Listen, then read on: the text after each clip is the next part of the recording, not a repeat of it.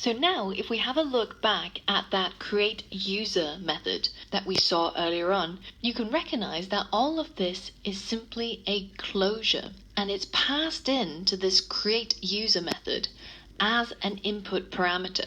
So this closure only gets called once the user creation has completed. And this is what we call a callback method. Now, to understand callbacks and completion handlers, we first have to go back to the basics, namely, how exactly does an app work? Now, previously we've talked about the anatomy of an app in the context of the model view controller, i.e. we have the model that deals with the data, we have the view that deals with what the user sees on screen, and we have the view controller that facilitates communication between the two.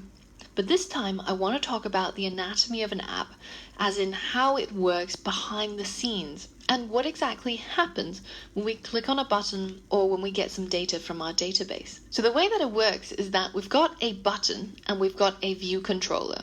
Now, when we click on the button actually sends a message to the view controller telling it, hey, I got clicked. You need to update the view. You need to show something now. Show this image of a Bitcoin, for example. Now, in an app, you have many different components. You have videos that might have completed playing, you have buttons that might have gotten clicked, or you have data that might have been returned to you from the database. So the way that the view controller handles all of these events is by sending and receiving messages. So when the like button gets clicked, the view controller gets sent a message. Hey, this button was clicked. Do something now.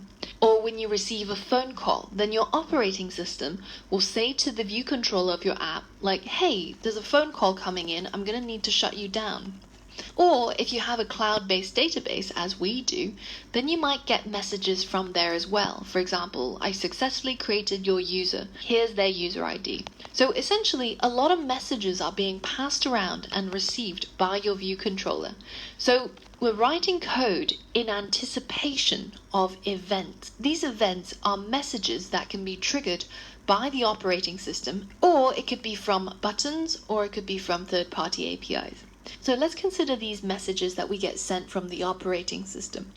We've all seen and used view did load quite a few times now, and we know it's the time point where our view is loading up. So we can get something to display on screen immediately when that view shows up. But did you know that there's actually a lot of other methods that are in the same family? And these together comprise of the app lifecycle. So when you consider your mobile phone or an MP3 player or your laptop, you have different amounts of memory in each of these devices. You also have varying levels of battery life. Now, for a device as small as an iPhone, your battery life is largely determined by the processes which the apps run. So the amount of memory that your app uses at any given time point is monitored by the operating system. And say if the user decides to navigate from your app where you're filling in a form to another app which is like a first-person shooter game that's really memory intensive, then your app might get assassinated by the operating system. So then your app has a life cycle, i.e. it lives and it dies. Firstly, your app gets launched, and then it becomes visible, i.e. it shows up on the screen, and then the app recedes into the background. So this is when you click on your home button, or when you open up a new app, or when you get a call. Essentially, when your app disappears from the screen on your phone, it goes into the background. And in the background, it's held in memory until your app gets killed by the operating system. And that's because there's not enough resources to go around, i.e. there's not enough memory for everybody to run. So once something really memory intensive gets loaded up, then your app might get killed in order for those resources to be used by another app. So within your app, there's constantly messages being sent back and forth between different view controllers from the operating system to your own app or from third-party APIs.